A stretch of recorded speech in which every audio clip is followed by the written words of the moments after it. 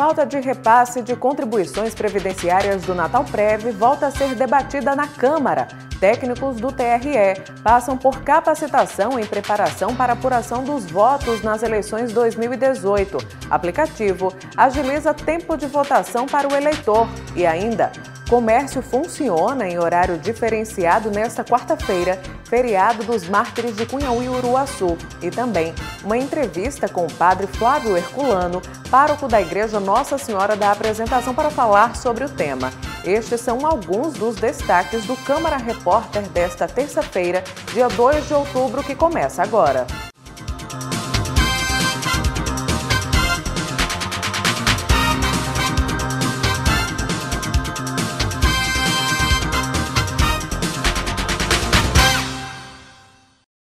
Nesta quarta-feira, feriado dos Mártires de Cunhaú e Uruaçu, o comércio natalense funciona em horário diferenciado. Veja a programação.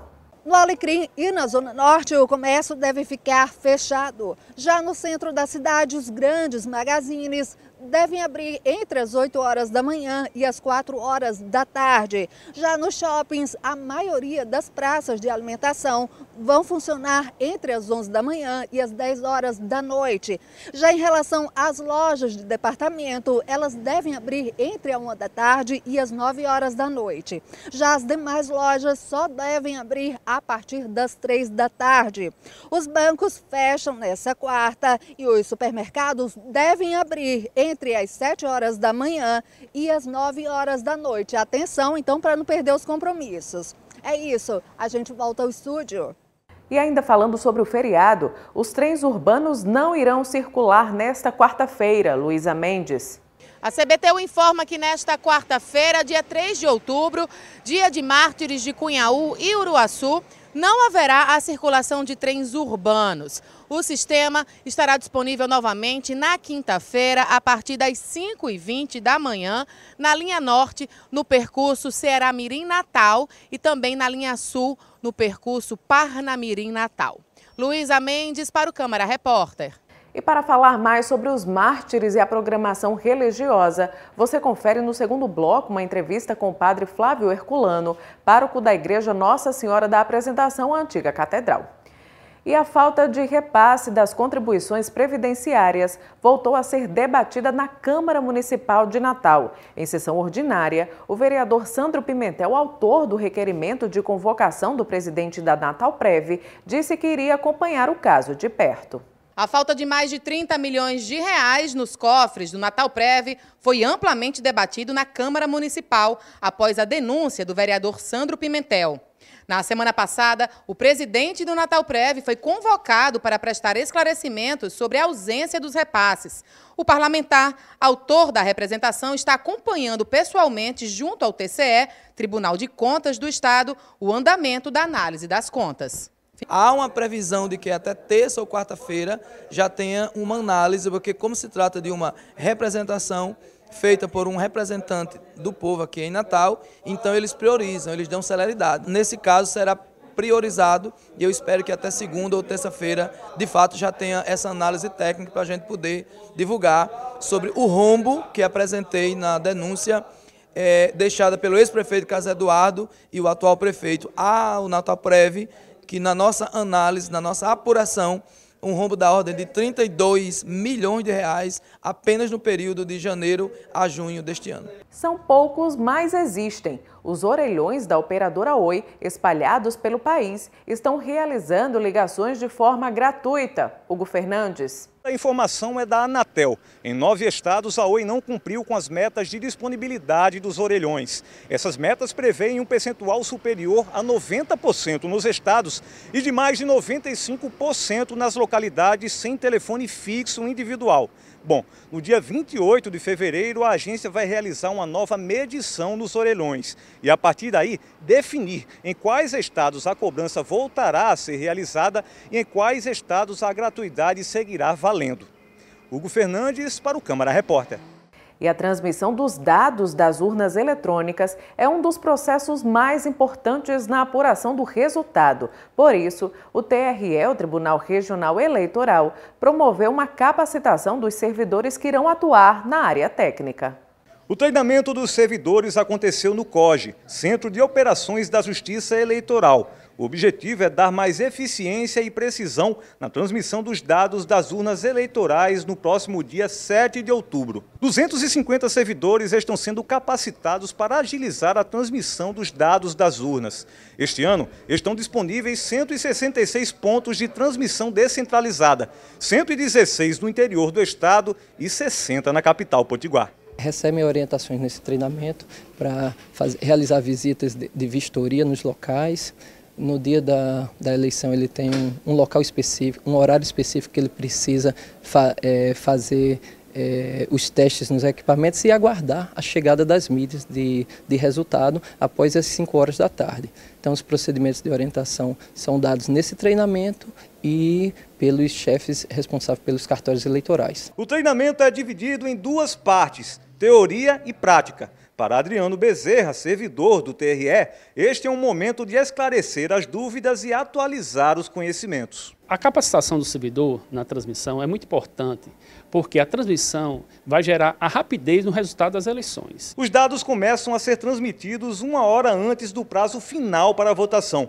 Para contornar possíveis problemas técnicos, urnas de reserva estarão disponíveis, a fim de não prejudicar a transmissão dos dados. Temos também quase 1.000 urnas reservas entre contingência e urna reserva propriamente dita. A de contingência é uma urna preparada para entrar em operação no momento da falha de uma outra urna que estiver em utilização, e a reserva, à medida que a gente for utilizando as urnas de contingência, a gente vai preparando novas urnas de acordo com a nossa disponibilidade de urnas reservas. E devido às eleições, a Federação Norte-Rio-Grandense de Futebol, a FNF, alterou a data da 4ª rodada da 2ª divisão do campeonato estadual. O confronto entre Visão Celeste e Mossoró, marcado para sábado, e o duelo entre Alecrim e Palmeira, que aconteceria domingo, foram transferidos para a próxima quarta-feira, dia 10, no estádio Frasqueirão, às 15 e às 17 horas. Nas eleições 2018, o eleitor pode contar com uma ferramenta tecnológica, o e-Título, um aplicativo que promete agilizar o processo de votação. Dia da eleição chegando e muita gente perdeu ou não conseguiu tirar a 2ª via do título de eleitor. Nenhuma preocupação. O pleito de 2018 será o primeiro onde o cidadão pode apresentar o celular para votar, usando o e-Título. Ele substitui um documento oficial com foto. Apesar de a gente estar com praticamente 100% com as biometrias dos eleitores no Rio Grande do Norte, com a biometria não precisaria de um documento oficial. Mas nós sabemos que pode ser que algum eleitor desse não tenha o seu reconhecimento através da biometria. Aí a resolução do TSE manda, nesse caso, ele ser identificado com um documento oficial, que pode ser, nesse caso, o e-Título. A versão digital do título de eleitor substitui o documento de papel na hora de votar. Está disponível em aplicativos para sistemas iOS e Android e também para tablets. É muito fácil baixar o aplicativo. É preciso apenas digitar dados básicos, como nome completo, nome dos pais e número do título, entre outros. No Rio Grande do Norte, todos os municípios passaram pelo cadastro biométrico. Então, o e-Título já sai com foto. Apesar de ser uma ferramenta importante, só 5,5% dos eleitores norte-riograndenses, ou seja, cerca de 130 mil pessoas, aderiram ao e-Título, percentual considerado pequeno para a Justiça Eleitoral. Apesar de toda a mídia acho que faz uns 6 meses que o TSE faz isso na televisão direto, incentivando a utilização do e-Título. Então, acredito que poderia ter sido um pouco melhor. Os eleitores devem baixar o aplicativo quanto antes e devem também ficar atentos na utilização do celular na sessão eleitoral. Ele deve mostrar o e-Título já aberto ao mesário para fazer a sua identificação, verificar qual é o título de eleitor dele, para digitar no microterminal, e aí vai ser, vamos dizer assim, o voto dele vai estar liberado para ele votar. Aí o celular tem que ficar retido com o presidente de mesa, porque ele não pode levar em hipótese alguma o aparelho celular para a cabina. E dentro da série de reportagens sobre o perfil dos candidatos ao governo do Rio Grande do Norte, hoje vamos conhecer mais sobre Carlos Eduardo e as propostas de campanha para as áreas de saúde, segurança pública, educação, desenvolvimento econômico, emprego e renda.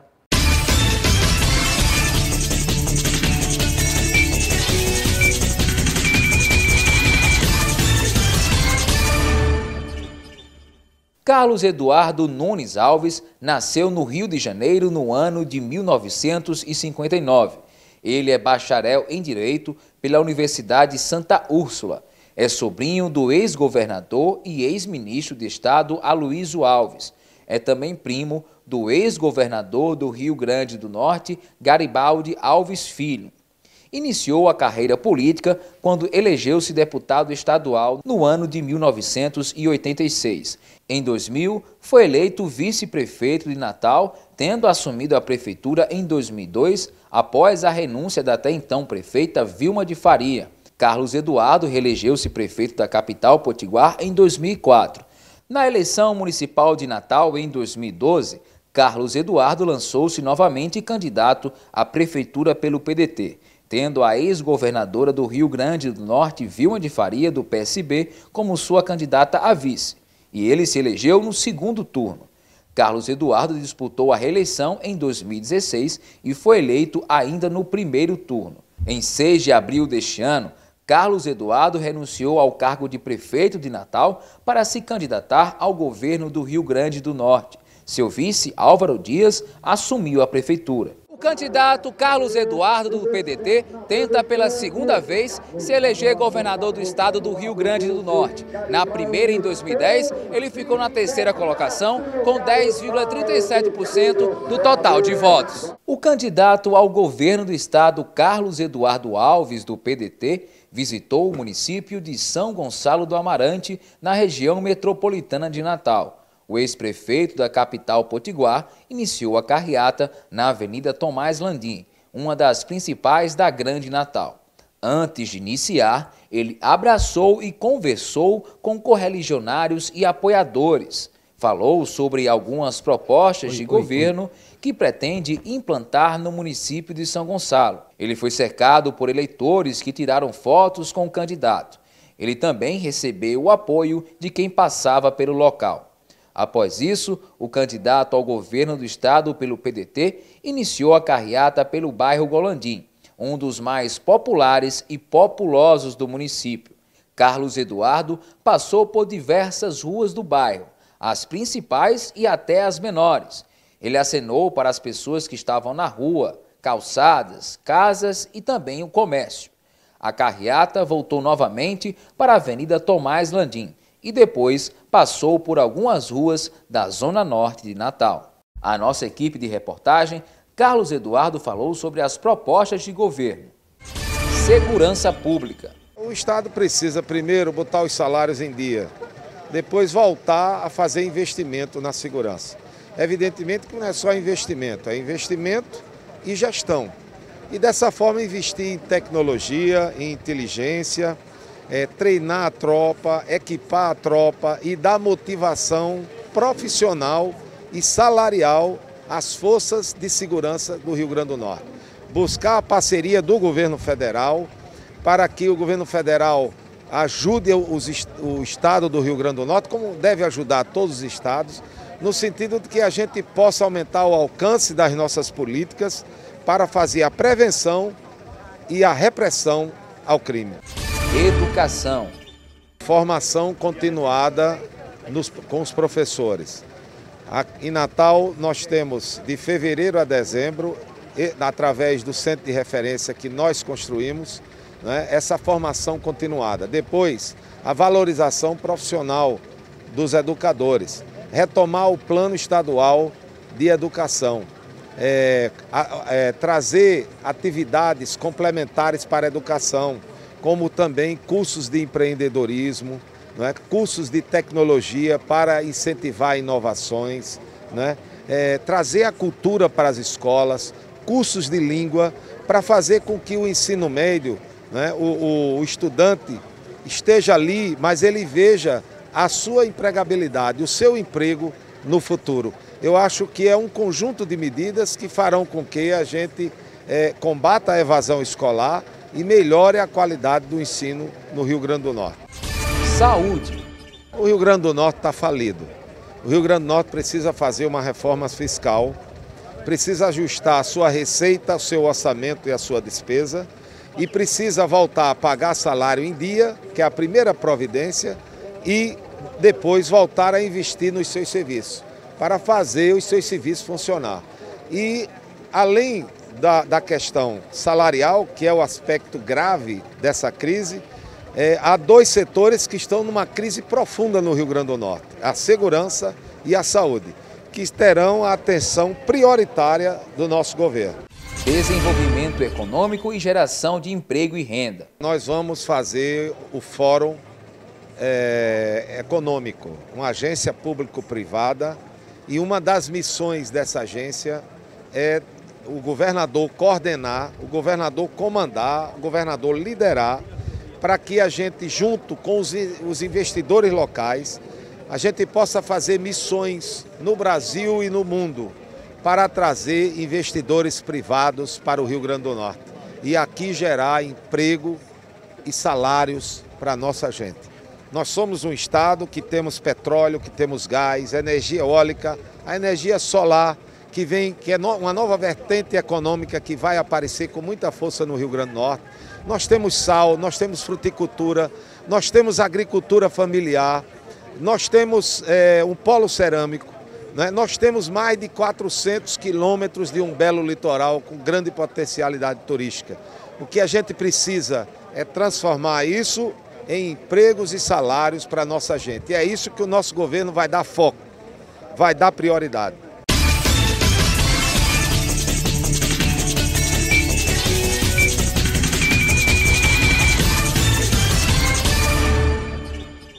E na quinta-feira você confere a reportagem do candidato ao governo do estado, Freitas Júnior. E confira agora a agenda de campanha dos candidatos ao governo do estado para esta quarta-feira, dia 3 de outubro.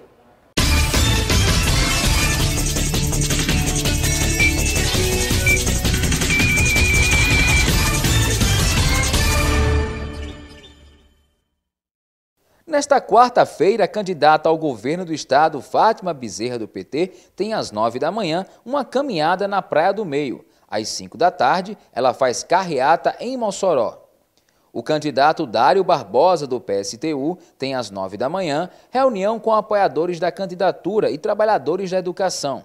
Às 3 da tarde, ele faz panfletagem corpo a corpo com eleitores nas quintas. O candidato Carlos Eduardo, do PDT, às 10 da manhã, faz caravana em Parnamirim. Às 3 da tarde, caravana na Zona Oeste de Natal. O candidato Breno Queiroga, do Solidariedade, tem às 2 da tarde uma carreata em Ponta Negra. Às 7h30 da noite, ele participa de um evento na Praia do Meio. O candidato Heró Bezerra, do PRTB, tem às 8 da manhã uma caminhada em Macaíba, Veracruz, Lagoa Salgada, Serrinha e Santo Antônio. Às 3 da tarde, ele faz caminhada em Nova Cruz, Lagoa de Montanha, Pedro Velho e Canguaretama. Às 6 da noite, passa por Goianinha, Areis, Georgino Avelino, Nísia Floresta e São José de Mipibu. O candidato Carlos Alberto, do PSOL, tem às 9h30 da manhã um encontro com trabalhadores da construção civil. Às 3 da tarde, ele realiza caravana em São Gonçalo do Amarante. Às 7 da noite, reunião com a equipe de campanha. Os candidatos Freitas Júnior, do Rede Sustentabilidade, e Robson Faria, do PSD, não enviaram agenda de campanha.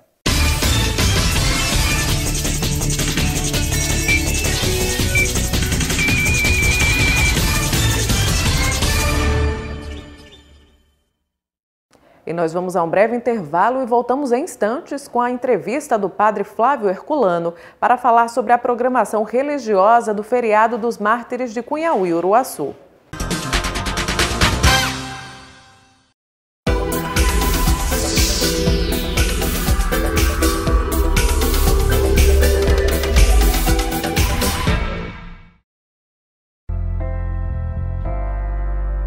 Eu espero voltar para minha casa.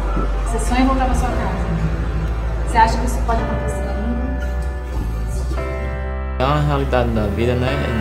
Nenhuma família vai querer um jovem que esteja num abrigo, que tenha vários perfis de adolescentes, de várias formas, várias vivências. Eu acho que é uma das coisas que eu mais sinto falta, que é da minha família.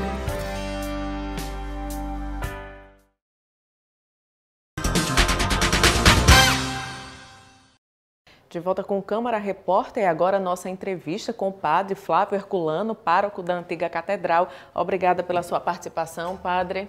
Nós que agradecemos, Mara, por esta oportunidade de estar aqui com vocês.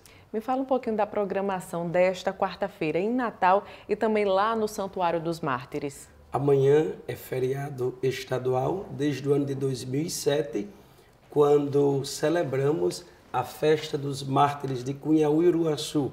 E este ano, de um modo muito especial, porque já estamos vivendo a graça daquele 15 de outubro de 2017, quando os mártires foram canonizados lá na Praça de São Pedro pelo Papa Francisco.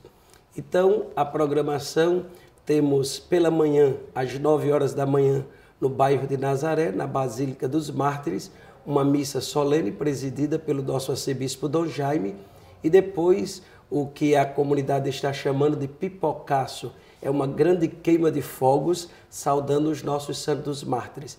Esta é uma programação mais aqui em Natal para atender aquelas pessoas que à tarde não poderão participar da grande celebração que acontece lá em Uruaçu, o lugar do morticínio de Uruaçu, que aconteceu em 3 de outubro de 1645. Então, lá em Uruaçu, a programação começa logo cedo. Às 5 horas da manhã, nós temos uma caminhada da paróquia de Solidade 2 e São Gonçalo. Eles vão a pé até Uruaçu e lá tem uma missa às 7 horas. Depois temos missa às 10 horas, momentos de adoração ao Santíssimo, confissões. Então, tudo está preparado para acolher bem os romeiros, os fiéis devotos dos nossos santos mártires. E se conclui à tarde com uma grande celebração. Antes da celebração, teremos a missa, antes da celebração, teremos um show louvor com Fátima Santos, o padre Assis Melo e sua banda, que é o padre de Macaíba, e também o padre Nunes. Então, esses três estarão fazendo um show louvor, um show católico, antes da missa. A missa será às 17 horas, concluindo o grande dia 3 de outubro. Tem para todos os horários, dá para se programar. Padre, agora é uma celebração, uma grande homenagem que não é só amanhã. Já vem sendo realizada uma programação há vários dias? Sim, algumas paróquias que têm os santos mártires como padroeiros, mas de um modo muito especial o Santuário de Nazaré, aqui em Natal, e lá o Monumento aos Mártires em Uruaçu, em São Gonçalo do Amarante. Então, desde o dia 23, eles estão sempre se reunindo à noite, com as novenas, com os cânticos, celebrando os louvores a Deus pela intercessão dos mártires. Este novenário é uma preparação para que os fiéis possam viver o dia de hoje, o dia 3 de outubro. Agora é uma linda história dos mártires, pessoas que morreram em nome da fé cristã. Como foi essa história, padre? Sim, cada santo ou os santos, eles são modelos para nós os cristãos. E estes santos mártires, eles derramaram o seu sangue por causa de Jesus Cristo.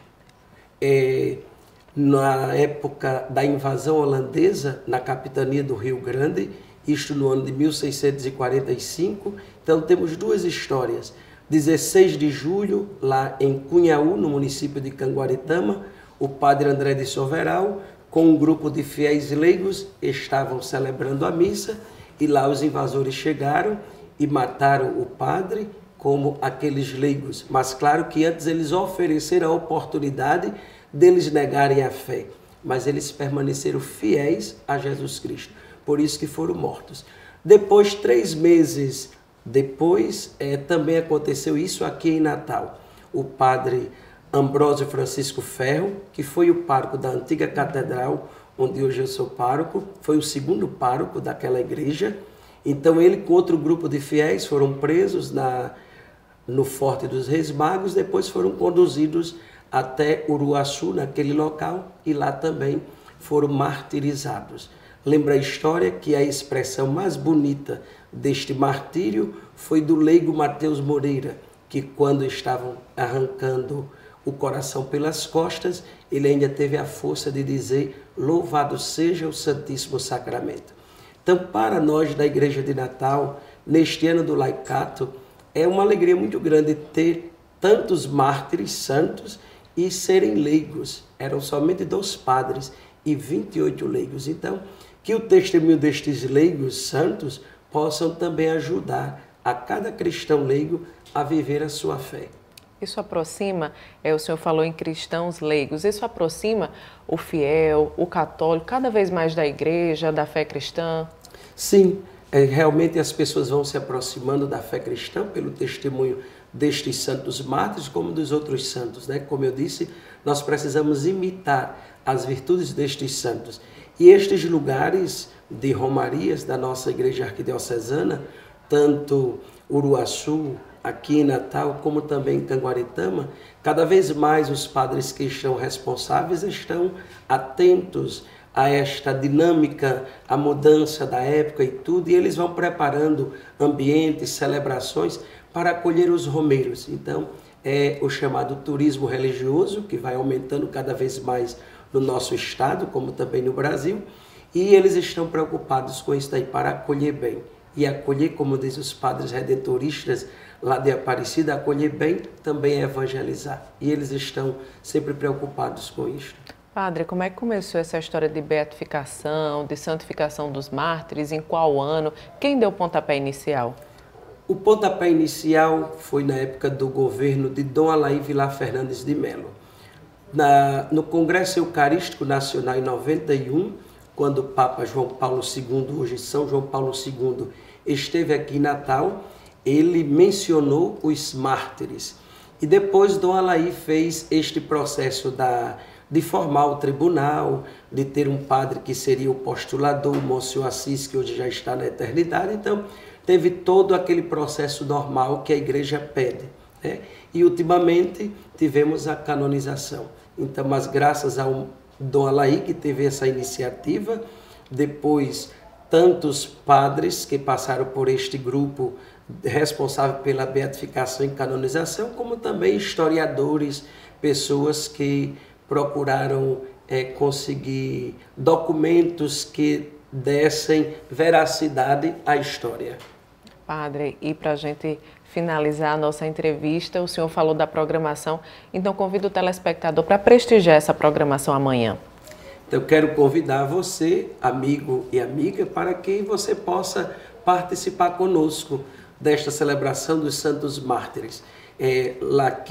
Aqui em Nazaré, na Basílica dos Mártires, e lá em Uruaçu, aquele grande momento diocesano, quando teremos representação de todas as paróquias da nossa Arquidiocese de Natal. Agradeço demais, Padre Flávio Herculano. Uma boa celebração amanhã, um bom evento amanhã. Obrigada pela participação. Nós que agradecemos a oportunidade. Eu agradeço demais a sua companhia. Amanhã, feriado, não teremos o Câmara Repórter, mas voltaremos normalmente na quinta-feira. Então, uma excelente noite. Até a próxima edição.